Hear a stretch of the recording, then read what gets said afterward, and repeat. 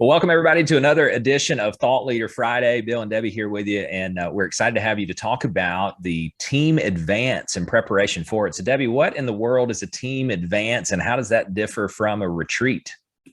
Well, it's interesting. So often we hear those words, team retreat or year in review, goal setting, those type of things. And really, it's all the same thing. When I look at the word retreat, though, and this goes way back to when we started MEC, we looked at it and you said, we need to plan a team retreat. And I'm like envisioning, palm trees, coconuts, the beach, Mai Tais, like the whole 9 yards. And you're like, no, in an office with a whiteboard. That to me did not necessarily feel like a retreat. So advance it became, and I think advance is a great word because we're also looking at how we've advanced throughout the year as we're going to go through today, and then look at how we're going to go and advance in the upcoming year. So advance to me just made the most sense. When we're looking at these advances, we always begin with the end in mind. What do we want to accomplish at the end of the advance? What do we want to be able to say we've accomplished when we all walk out, we're excited about our goals, and we call our coach and we say, this is what we're going to do. And now your coach is going to hold you accountable to it.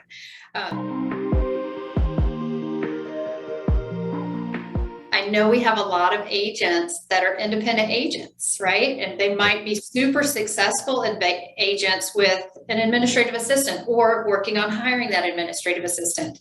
Sure. If you are that person, take the time, block your calendar for 4 hours, 6 hours a day on the weekend, and work through these exercises as if you are the team. The saying, if you don't have an assistant, you are the assistant.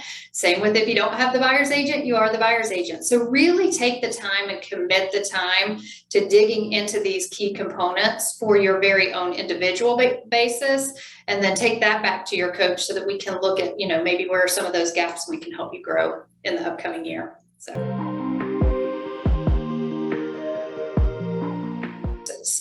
So the three that we must cover are past, present, and future. If time allows, we're going to build in some team building and team fun, as well as some personal and professional development opportunities that you can take to your team and help them with planning that growth plan for the upcoming year. Team advance, we've all been to those meetings or perhaps even led those types of meetings. I know I have, where I sort of show up and say, all right, here's what we're going to talk about, and let me have your answers. And everybody's immediately put on the spot, and it's really challenging.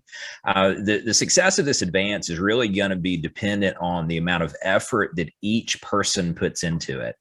This is a team collaborative type event, not a leader speaks and everybody else listens type thing.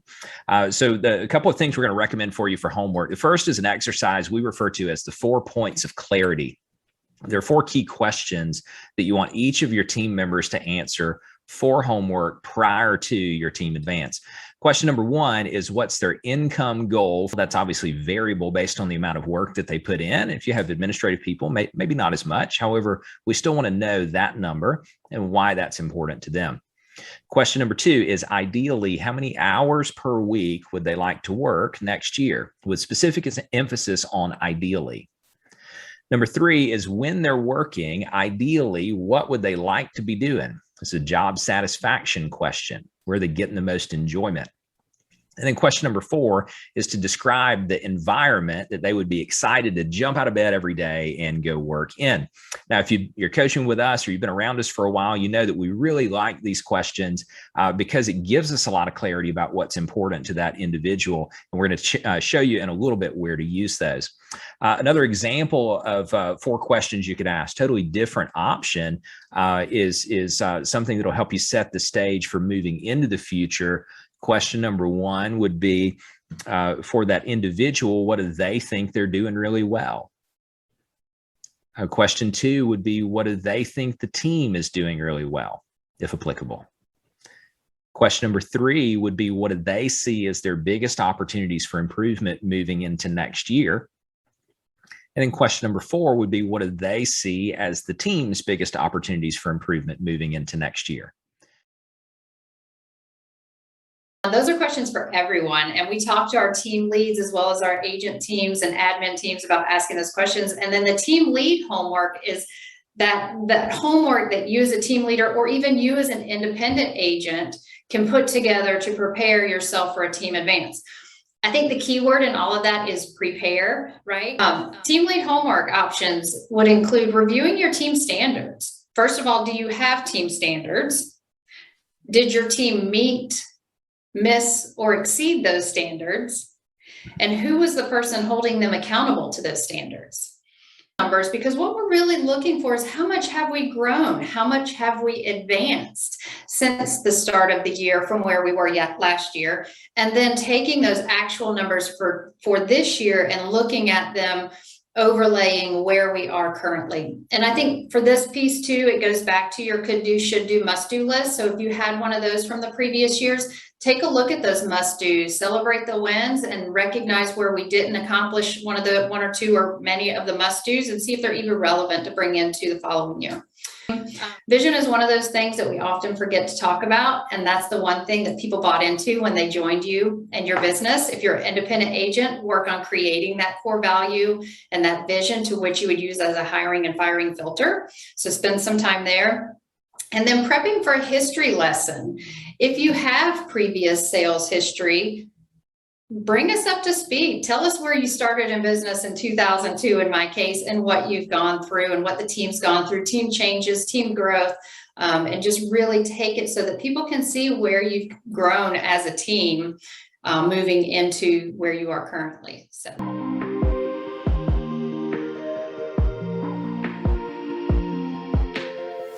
I'm so glad you brought up the history of the organization piece, because as you know, and maybe some of our viewers do as well, I can be a little bit nostalgic about things sometimes. So I do appreciate hearing both stories of people's companies and also personal stories of the individuals of the team. And I see a lot of folks will skim over this piece. And as someone who is a highly driven person, as are you, sometimes just out of the desire to have speed, we'll skip things like personal stories. So even if you're short on time, let me give you a few different ways that you can hear from your team members, maybe learn a little bit something new about them. This will further aid you in building that foundational trust and relationships with your people. So as an example, you may have everyone on your team share a 5-minute personal story about themselves. You know each other from the day-to-day of working and maybe a little bit from the past. So what's something maybe unique that you could learn from them? So that's another way to approach this. What's something that I don't know about you that you would find to be unique or interesting? We did this at our last team advance, and we found out that Jim, one of our coaches, was a former Power Ranger. And I don't mean like he dressed up as a Power Ranger for Halloween. I mean, he was like actually on TV in the suit, famous Power Ranger guy. Yellow Power Ranger power. Yeah. So if anybody's looking for autographs, you could get with Jim on that. We found out that Sherry, our director of operations, is capable of juggling fire, like successfully juggling fire. So who knew that? And we wouldn't have known that if we hadn't have just played that little game of tell us something unique about yourself. A slightly more in-depth version of this, if you really want to take the time to dig in, is you could have your team members share with you one of their highest highs, one of their best moments ever, and how that shaped them. And then you might also have them share one of their lowest lows, or one of their most difficult moments, or one of their most challenging moments in their life, and how that shaped them. If you had maybe 30 minutes or an hour to devote to this exercise, you might choose that. There's some really deep, rich stuff that you could pull from that that ultimately is just going to serve to making your team more cohesive. I guess what the present really is that it's been an amazing year, regardless of how you cut it. And we need to talk about it, right? And maybe there have been some areas of opportunity or growth that we're going to take into the following year. And that's okay. We need to talk about those too. So when you think about getting those metrics that we were discussing here just a few minutes ago in the past section, getting those together, the stuff you want to come in prepared for are a little bit more than just your numbers. However, let's talk about those numbers. Let's know where we started, and let's look at both team and individual. If you're an individual agent or just have a single agent, you may want to bring in individual numbers. For the larger teams, I tend to focus on the team at large. for this section because you're dealing with those individual numbers on one-on-ones. We don't want to get a feeling of here's a great event that we're at and now somebody's judging me. So let's really look at the team as a whole, as what we've done together, working together. Prepared to discuss for the present would be your projected actuals. Chances are, and ideally you're having this meeting prior to Christmas holidays, prior to like that December 15th, you'll be able to project where you're going to land for the upcoming year. I think a lot of our teams tend to do them in November, and that way they can look at where they're going to land at the end of the year and already see how January is stacking up, because we know what we write December 1st typically closes in January. So we're already building out quarter one. We're also going to look at organizational charts. Have you added to your team? Have you taken away from your team? Did your team blow up and you're rebuilding? It happens, people. We're going to talk about all the elephants in the room. And so talk about those organizational changes and how they've impacted your business over the past year.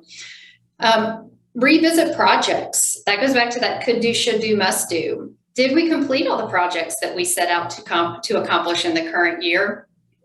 Are they still important if we didn't? Who's going to do them if they are? And setting that as we get talking into the future here in just a few minutes.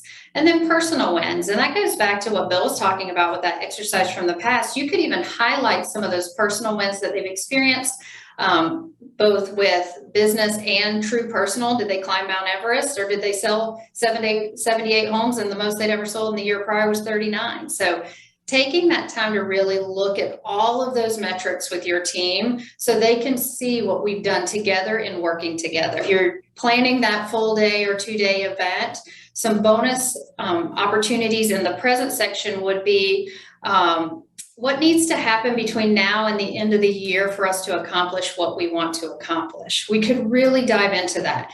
If you're on coaching calls with one of our Middleton Elite coaches, bring that question to the coaching call. Like we're really talking about those. What can we do between now and the end of the year to finish the year strong? We're also looking at what do we need to do between now and the end of the year to make sure that we have stuff on the board for January.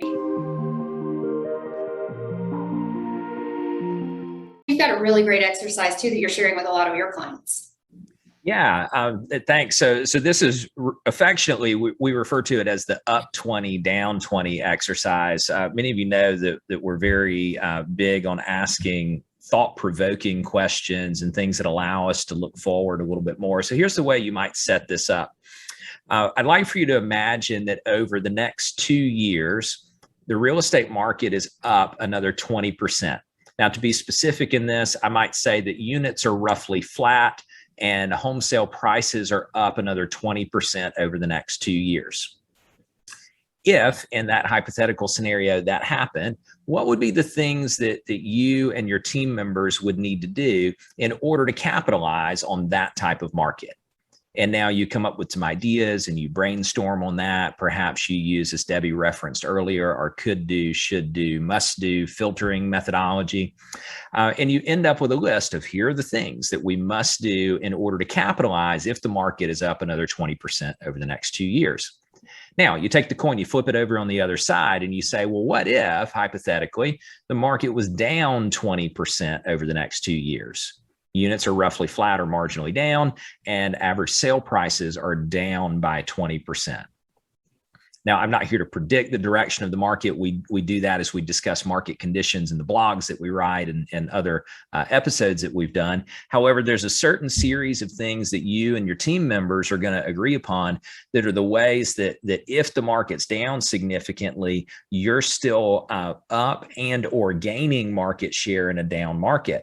As a lot of you experienced agents know, a down market's actually the best time to gobble up market share. So now, again, depending on the amount of time that you have, you're able to look at, here's our strategy in an up 20 environment. Here's our strategy in a down 20 environment. Spoiler alert. Almost every time I've gone through this exercise with a team, their answers are almost always the same. They're almost always saying these things that I would do in an up 20 market that I'm not doing right now, or that I could be doing better, are almost the exact same things that I would do in a down 20 market. And what's cool when your team recognizes that after you brainstorm all of these ideas is it's easy for them to see that the market actually does not determine whether or not we're successful. You've heard us say this before. It really just tells us how to be successful. So if I'm building something that will thrive in an up 20 market, and I'm building something that will thrive in a down 20 market, I no longer get caught up in the, oh my gosh, what just happened? What do I need to do? Got a really solid agreed upon game plan with the team. That's going to tell you, are you firing on all cylinders right now? Or are there some gaps that you need to go bridge and how you can attack that? You can even tie this to Debbie's comments a second ago about finishing the year strong. There's a lot to be said for the things that we do right now, setting up next year. So let's take that. Let's move into future, which is the third key piece that we want to cover in this framework. And I briefly alluded to market conditions in the up 20, down 20. I do want to spend just a minute here, though, as the leader or as whoever on the team is most adept at describing market conditions. I want to just spend a minute looking through what's happening in our market. I want to be very data driven in that. I want to draw some conclusions about the direction that I think the market is headed for the upcoming year and how that might factor into our game plan. Now, you're going to know this for your local market. However, if you're looking for some macro trends, we write an article for our blog once a month on this. We talk about it extensively in coaching. Feel free to take those things and use those to guide you as it relates to market conditions. Look at those upcoming metrics. A lot of them are the same that we covered in the past section with your units, volume, percentages, list price to sales price, average sales price, that sort of thing. The key thing that we want to look at here is are our lead generation sources. So what percentage of our business was database, technology, niche type of farming, open houses for sale by owners, that sort of thing. So really breaking down those transactions to know where our lead sources are. Is it time to layer in an additional lead generation source? Are we maximizing the sources that we're already putting money towards? Is it a project of we need to go back and resegment our database, or we need to focus on growing our database by X number of people every month? It could be now we're ready to layer in a marketing person or add in some social media. So really look at those as what we're going to do to attract the business that match the goals that we're setting for the upcoming year. Bill, I know you mentioned earlier the 4 points of clarity, so I'm going to turn it over to you as a future exercise using that tool. Yeah, this is an important way to really get a lot of acceleration out of your team advance. And if you have your team members complete that 4 points of clarity exercise, which Debbie mentioned, we'll offer to you as a free download as part of this, and they complete it before, the best practice would be that you as the leader review that one-on-one with each of your team members. What you're essentially doing here is you're putting a puzzle together. Each of your team members represents a puzzle piece, and the business is really just the complete puzzle, ideally. It follows in line with a business philosophy we always coach to that's referred to as the summation of goals. And the summation of goals basically says that the team goal is the summation of all of the goals of the team members. And while not a super revolutionary concept, it's also sort of counter to the way that we see most businesses or most large teams operate. In our experience, a lot of teams will say, here's the goal. We're going to go fly to the moon or sell 1,000 houses or whatever it is. And then they drive that goal down on the team members. And you're going to sell this, and you're going to sell that, and you're going to do this, and you're going to do that. Obviously being slightly exaggerant for effect. However, the leader or the founder sets the goal, drives it downward through the organization. The only way that works long-term is if the leader got lucky and assigned goals or metrics to people that were parallel with their own personal goals. So the reverse of this is actually the best way to do it for the long-term health of the business. And that is to get clarity around, hence the 4 points of clarity, that is to get clarity around the goals for each team member. Now, if I do these one-on-ones prior to the team advance, and I understand what they want to earn and why that's important, and how many hours they want to work so they can stay counterbalanced in life, and the roles that give them the highest job satisfaction and the environment that they want to be a part of. The picture emerges from the fog. So now I put these pieces together and I add up everybody's goals. And then as the leaders, we then ask ourselves, if we add up all the team members' goals, does that still get us to where we want to go? Because as the owners of the company, or owner of the company, in your case, if you're listening, is you still have a goal from the growth of your business in order to spit out some degree of profitability or something. So now you look at that and one of two things happens. Either you add up everybody's goals and it works. You're like, great, I got all the right people in all the right spots. I know what's important. Now we just go execute. Or most commonly what happens is you add up everybody's goals and you say, well, that's great for them. Great team members. I want them to accomplish their goals. And that's maybe not enough to get me to where I want to go. So now you've discovered through this that perhaps you have some gaps in your organizational chart. And that's going to set the hiring, that's going to set the when and where and how do we put new people into our world.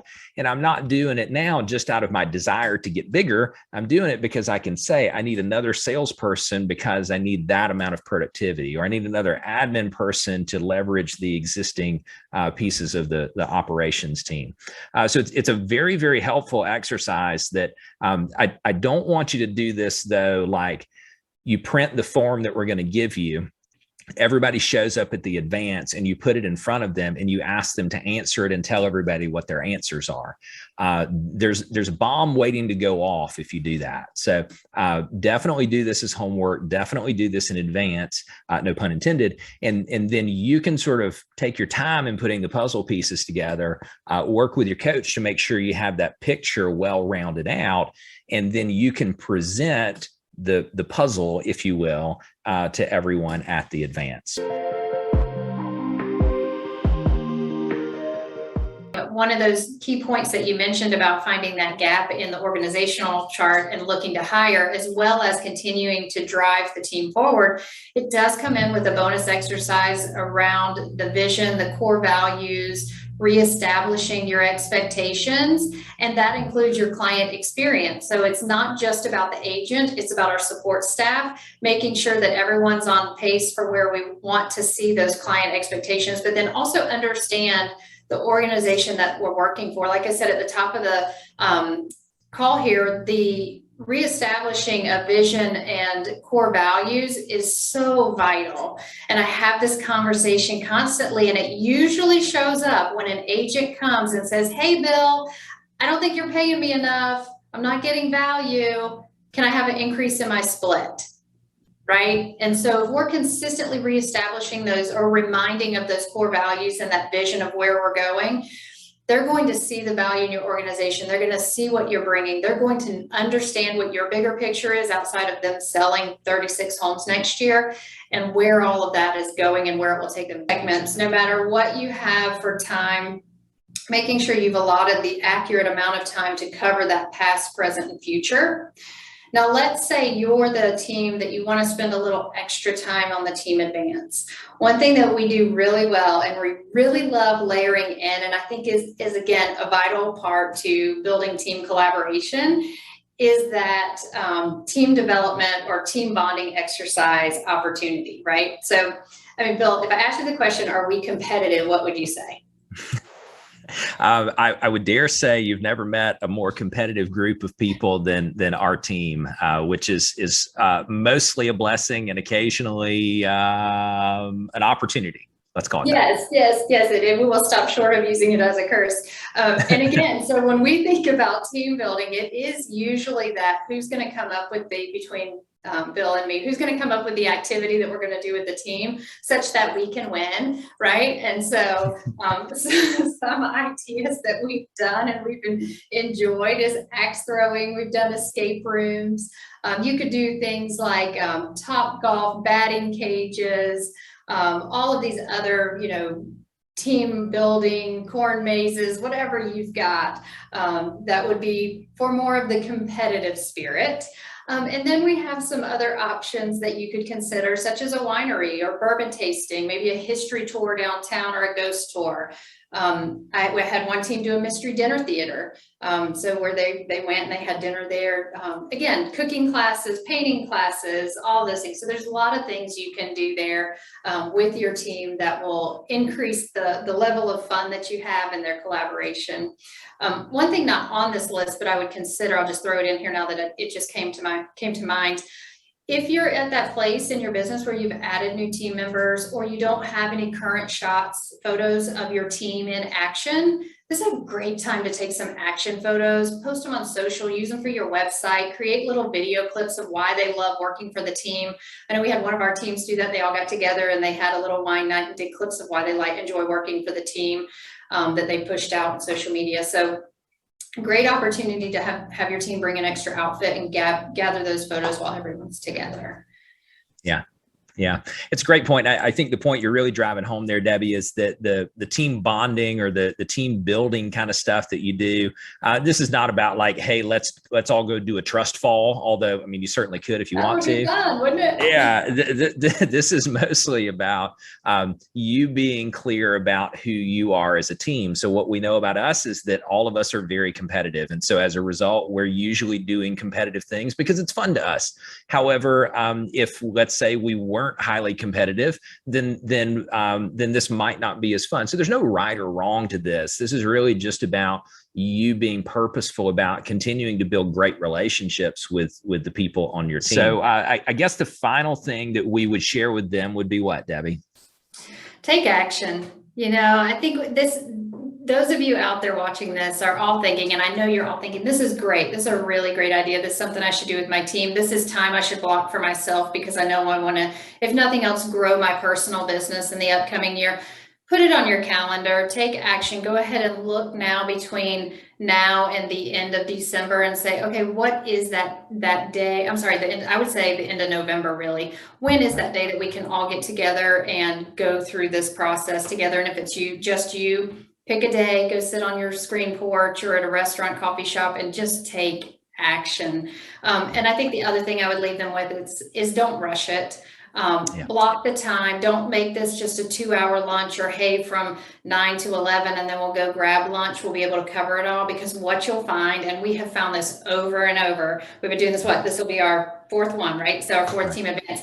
Sure. You run out of time. Like, we always leave an extra segment of time at the end for any recap, debriefing, breakdown of what we've taken away today, because you want your team to leave with an action plan. Just like for you guys that are coaching with us, you did the launch meeting initially, and we left you with that 30 and 90-day action plan. So we knew what was coming up in those calls over the next 4, 8, and 12 weeks. And we were building towards something. And I would say the same thing for the team advance. Help your team know what they're building to over the next 90 days. And that's going to keep you running instead of just looking at, oh, I need to go on 2 buyer appointments this week.